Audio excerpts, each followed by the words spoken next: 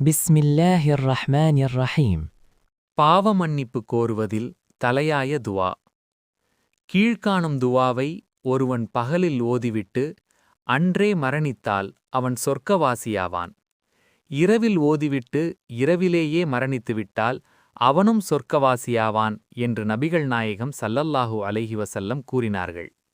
அல்லாஹும்ம அன்த ரப்பி லா இலாஹ இல்லா அன்த் خلقتني وأنا عبدك وأنا على عهدك ووعدك ما استطعت أعوذ بك من شر ما صنعت أفوء لك بنعمتك علي وأفوء لك بذنبي فاغفر لي فإنه لا يغفر الذنوب إلا أنت.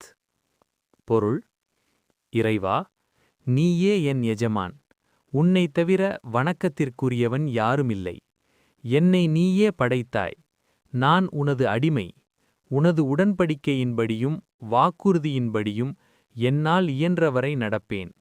நான் செய்த தீமையை விட்டு உன்னிடம் பாதுகாப்பு தேடுகிறேன்.